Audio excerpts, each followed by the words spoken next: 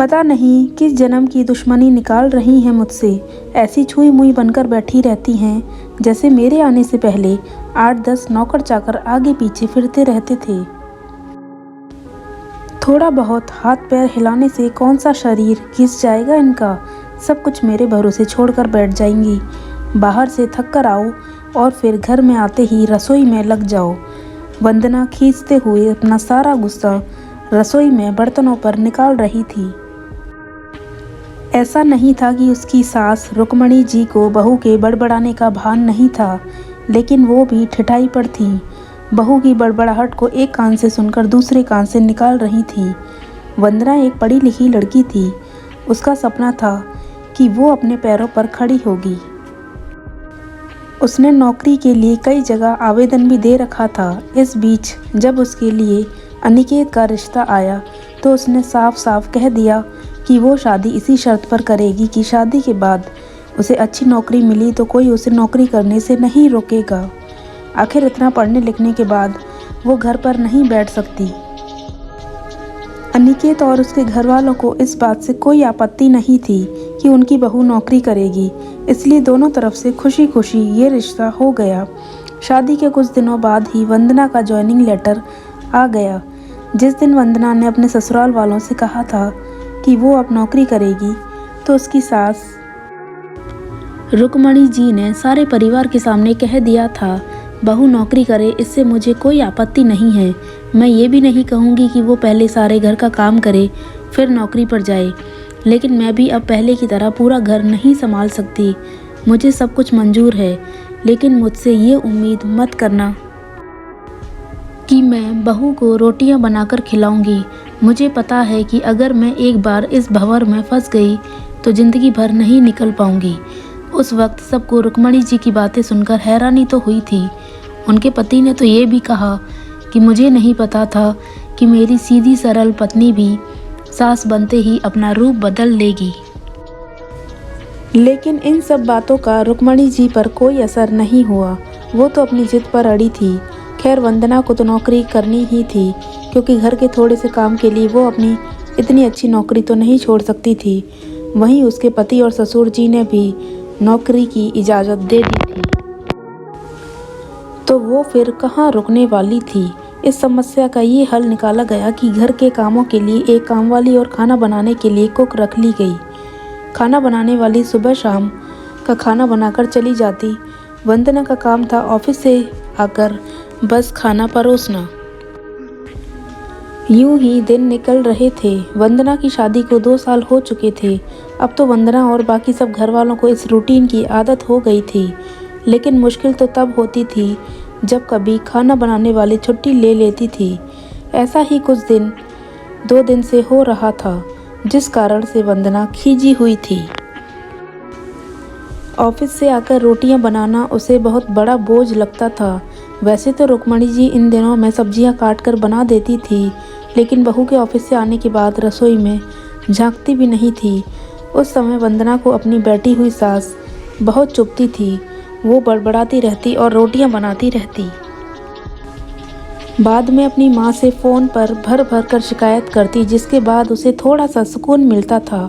कुछ दिनों बाद वंदना के भाई की शादी भी तय हो गई। वंदना की होने वाली भाभी भी नौकरी पेशा थी। वंदना की माँ ने सगाई के वक्त ही खुश होते हुए गर्व से कह दिया, भाई मैं तो और सासों की तरह नहीं हूँ जो बहू के आने पर हाथ रख कर बैठ जाएं। जब अभी तक पूरा घर संभाल रही थी तो अब क्यों नहीं। मेरी बहू को मेरी तरफ से पूरी छूट रहेगी। जब एक माँ अपने बच्चों को रोटियां बनाकर खिला सकती है तो बहू को क्यों नहीं खिला सकती। बहू तुम निश्चिंत होकर नौकरी करना, रसोई मैं संभाल लूँगी। वंदना की माँ के उच्च विचार सुनकर उसकी होने वाली भाभी का पूरा परिवार और खुद वंदना भी गदगद हो गई। वाह माँ, आप कितने बड़े दिल की हैं। काश मेरी सास भी आपकी तरह होती, लेकिन मेरी किस्मत में ये सुख कहाँ। मेरी सास को तो बस हुक्म चलाना आता है। मुझे गर्व है कि मेरी माँ इतने खुले विचारों की हैं। अपनी चिड़चिड़ाहट निकालते हुए वंदना बोली। कुछ दिनों में ही वंदना की भाई की शादी हो गई और कुछ दिनों बाद ही वंदना की भाभी ने अपनी नौकरी ज्वाइन कर ली। वंदना की माँ भी अपनी बहू को हथेलियों पर रखती थी। सुबह उसका नाश्ता, टिफ़िन, फिर रात का खाना भी तैयार रखती थी। अपने हाथों से परोसकर सबको खाना खिलाती थी। उनकी बहू भी मम्मी जी करती हुई अपनी पसंद नापसंद बताती रहती थी, जिसे वंदना की माँ बड़े चाव से पूरा करने में लगी रहती थी। खुशी खुशी दिन बीत रहे थे, लेकिन ये प्रक्रिया धीरे धीरे अब उदासीनता में बदल रही थी। वंदना की भाभी को अब कुछ भी ना करने की आदत पड़ गई थी। एक दिन जब वंदना को फ़ोन पर अपनी माँ से बात कर रही थी, तो उसकी माँ बस रो पड़ी। बेटा, मैं इतना करती हूँ तेरी भाभी के लिए, फिर भी उसे मेरी कदर नहीं है।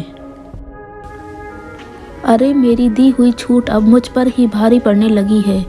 क्या हुआ माँ, आप ऐसे क्यों बोल रही हैं? आप तो भाभी का मुझसे भी ज़्यादा ध्यान रखती हैं। क्या भाभी ने आपसे कुछ कहा है?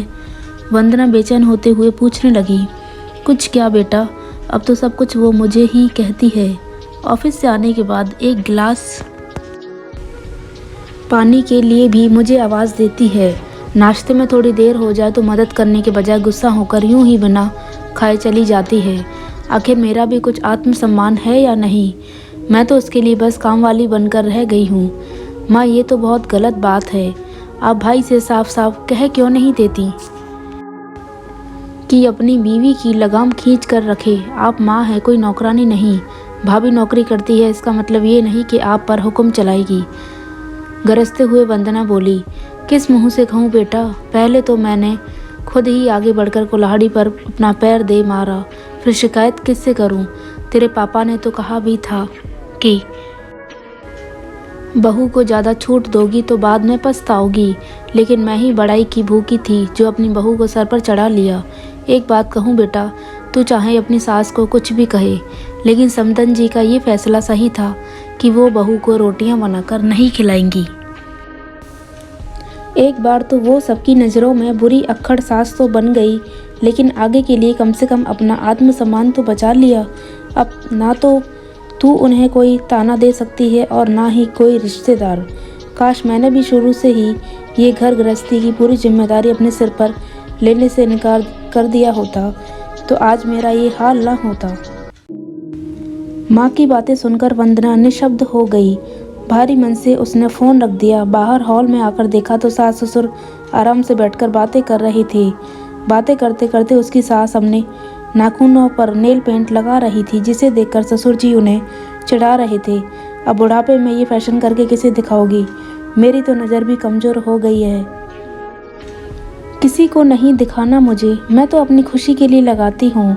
सारी उम्र तो घर गृहस्थी में उलझी रही, अब अवकाश का वक्त आया है तो अपने शौक़ तो पूरे कर लूँ। पता नहीं कब भगवान के घर से बुलावा आ जाए। वंदना की सास मुस्कुराते हुए बोली। पता नहीं आज क्यों वंदना अपनी सास की बातें सुनकर चिढ़ नहीं रही थी, बल्कि वो भी मुस्कुरा उठी। सही तो कह रही हैं मम्मी जी, एक गृहिणी को अपने लिए वक्त ही कम मिलता है।